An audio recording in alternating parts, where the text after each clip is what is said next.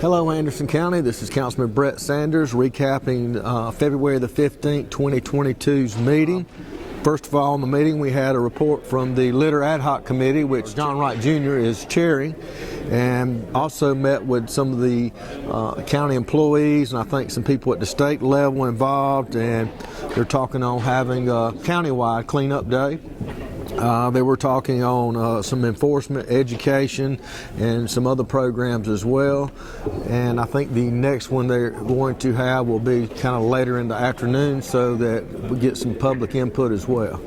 We had a report from the Public and Planning Works Committee, Chairman Cindy Wilson's committee, and it was mostly permitting approval on amenities in subdivisions and things of that nature that are approved with those amenities, and then if the project gets sold, someone doesn't actually follow through with what they're supposed to provide. So that was something that we're in the process of working on. We'll take up in other meetings.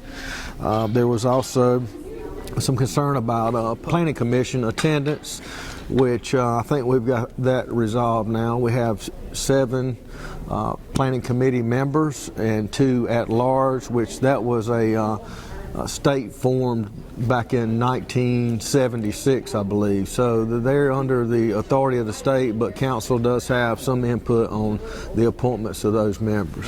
Third reading, we have one project, Project Spruce, that was for Greenville County, which I've said in the past we have a reciprocal relationship with Greenville, and that will allow Anderson County to participate in 1% of the tax revenue generated on that project. And also we had a couple more. We enlarged the Joint County Industrial Park with Lawless Metals.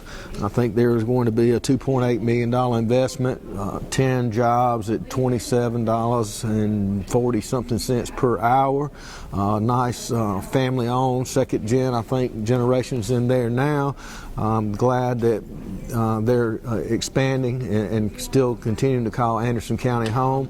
By enlarging the park, it'll allow them to also take advantage of any state incentives that's out there, so it's good for them as well. We also had second reading on an ordinance to send before the Planning Commission townhomes or multi-homes, 14 or more go before the Planning Commission, but there's still going to be some meetings or another meeting announced prior to our third reading with getting public input and some things, answering a few more questions that council members and citizens have about that, and that will be coming up and it will be publicized so the people will know and can attend.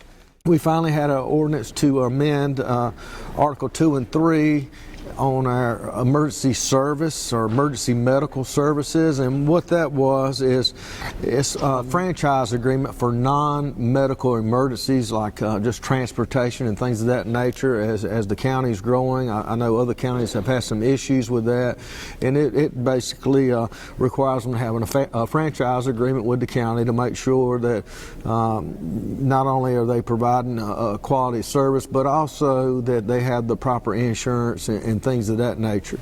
And that would be $500 for 1 year franchise agreement, and then there are some fines and things associated with those that fail to apply for that franchise. That was pretty much it tonight. We are on schedule to be meeting back at the courthouse.